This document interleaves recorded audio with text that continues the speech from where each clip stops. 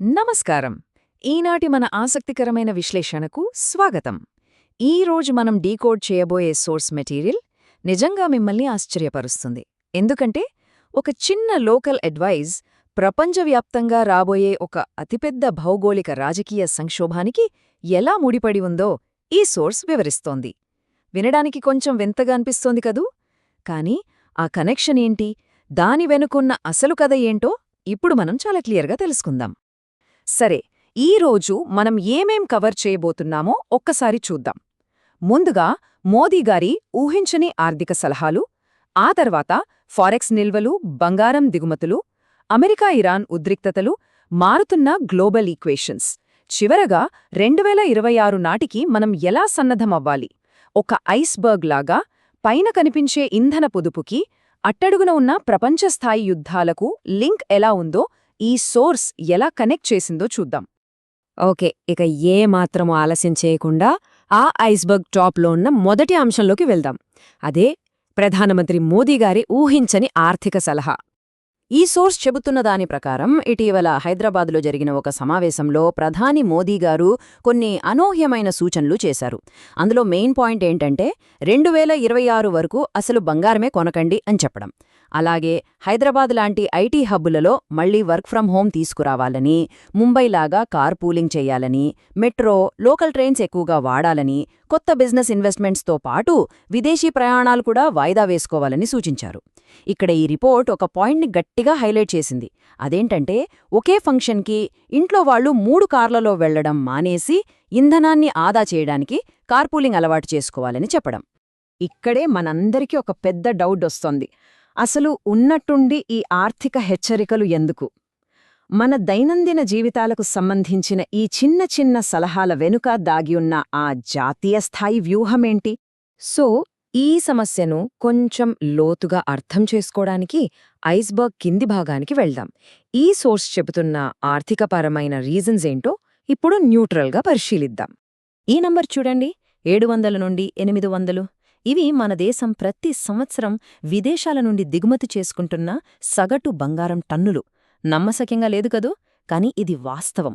దీనివల్ల వస్తున్న అతి పెద్ద ప్రాబ్లం ఏంటంటే మనమింత భారీ మొత్తంలో బంగారం కొంటున్నప్పుడు మన దేశానికి అత్యంత కీలకమైన ఫారెక్స్ అంటే విదేశీ మారక ద్రవ్య నిల్వలు భారీగా ఇతర దేశాలకు తరలిపోతున్నాయి.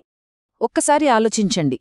అనవసరమైన విదేశీ ప్రయాణాలు, విపరీతంగా బంగారం కొనడం వల్ల మన ఫారెక్స్ నిల్వలు ఎంత వృధా అవుతున్నాయో. అందుకే రాబోయే ఒక పెద్ద క్రైసిస్ని ఎదుర్కోవడానికి మనం ఆ ఫారెక్స్ నిల్వలను అర్జెంటుగా కాపాడుకోవాల్సిన పరిస్థితి ఏర్పడిందని ఈ సోర్స్ చెప్తోంది. భవిష్యత్తులో రాబోయే ఈ క్లిష్ట పరిస్థితిని మనం కోవిడ్ సమయంలో ఫేస్ చేసిన పరిస్థితులతో ఈ నివేదిక పోల్చడం ఇక్కడ గమనించాల్సిన విషయం. ఇక ఇప్పుడు మనం ఈ ఐస్బర్గ్కి అట్టడుగున ఉన్న అస్సలు కారణం దగ్గరికి వచ్చేశాం.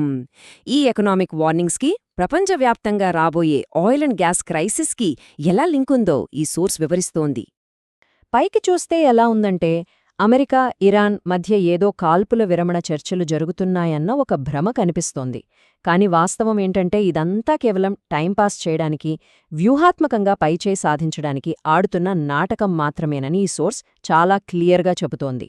పాకిస్తాన్ ద్వారా అమెరికాకు చేరుతున్న ఒక సింగిల్ షీట్ డ్రాఫ్ట్ని అమెరికా నాయకత్వం ఏమాత్రం నమ్మే పరిస్థితిలో లేదని ఈ నివేదిక వివరిస్తోంది. ఇది కేవలం అమెరికా, ఇరాన్ మధ్య ప్రాబ్లం మాత్రమే కాదు. గ్లోబల్గా జరుగుతున్న పరిణామాలు గమనిస్తే పరిస్థితి ఎంత సీరియస్గా ఉందో అర్థమవుతుంది. వెనిజువలా నుండి అమెరికా సైలెంట్గా ఎన్రిచ్డ్ యురేనియంను తీసుకురావడం, అమెరికా యుద్ధ నౌకలని ఇరాన్ చిన్న పడవలు బెదిరించడం, ఇజ్రాయెల్ హిజ్బుల్లా మధ్య ఆగని దాడులు, ఇక క్యూబా దగ్గర అమెరికా విమానాల విన్యాసాలు, ఇవన్నీ ప్రపంచవ్యాప్తంగా టెన్షన్స్ పెరుగుతున్నాయనడానికి క్లియర్ కట్ ఉదాహరణలుగా ఈ సోర్స్ పేర్కొంటోంది. ఇంకో ఇంట్రెస్టింగ్ పాయింట్ ఏంటంటే కనీసం ఒక 4 డ్రోన్లు కోల్పోయినా ఆ లాస్ని భరించడం కష్టం కాబట్టే అమెరికా డైరెక్ట్ వార్కి దూరంగా ఉంటోందని ఈ సోర్స్ అనలైజ్ చేస్తోంది. దౌత్య సంబంధాలు ఏ రేంజ్లో దెబ్బతిన్నాయో చెప్పడానికి ఇదొక పర్ఫెక్ట్ ఎగ్జాంపుల్. ఇరాన్లో కొన్ని చోట్ల ఏకంగా కుక్కలకు మరియు అమెరికన్లకు ప్రవేశం లేదు అనే బోర్డులు పెట్టారని ఈ సోర్స్ వివరిస్తోంది. దీనిబట్టి ఆ 2 దేశాల మధ్య శత్రుత్వం ఏ స్థాయిలో ఉందో మనం ఈజీగా అర్థం చేసుకోవచ్చు. రైట్. ఇప్పుడు ఇంకొక ఇంట్రెస్టింగ్ టాపిక్లోకి వెళ్దాం. మళ్లీ కోల్డ్ వార్ లాంటి పరిస్థితులు రిపీట్ అవుతూ ఏ దేశం ఎవరితో చేతులు కలుపుతోంది, ఈ ఇంటర్నేషనల్ రిలేషన్స్ వెబ్ ఎలా అల్లుకుంటోందో చూద్దాం. ఈ గ్లోబల్ ఈక్వేషన్స్ని ఒక్కసారి గమనిద్దాం. రష్యా మరియు క్యూబా మధ్య డైరెక్ట్ మిలిటరీ సపోర్ట్ ఇచ్చే డిఫెన్స్ ప్యాక్ట్ ఉంది. కానీ రష్యా, ఇరాన్ మధ్య ఉన్నది కేవలం ఆయుధాల ఒప్పందం మాత్రమే. అంటే డ్రోన్లు, టెక్నాలజీ మార్చుకుంటారు కానీ పరస్పర డిఫెన్స్ ప్యాక్ట్ లేదు. అలాగే ఇరాన్, చైనా మధ్య కేవలం స్ట్రాటజిక్ అగ్రిమెంట్స్ మాత్రమే ఉన్నాయి. ఇక్కడ సోర్స్ పాయింట్అవుట్ చేస్తున్న అత్యంత ఆసక్తికరమైన విషయం ఏంటంటే, ఒకవేళ ఇరాన్, రష్యా మధ్య నిజంగానే డిఫెన్స్ ప్యాక్ట్ ఉండి ఉంటే ఈపాటికే అమెరికా, ఇజ్రాయెల్తో డైరెక్ట్ వార్ స్టార్ట్ అయిపోయేదని ఈ సోర్స్ థియరైజ్ చేస్తోంది.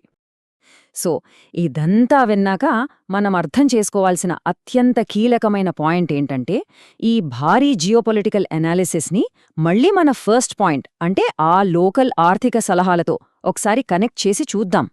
ఈ మొత్తం ఎపిసోడ్పై ఈ సోర్స్ ఇస్తున్న ఫైనల్ అసెస్మెంట్ చాలా క్లియర్గా ఉంది.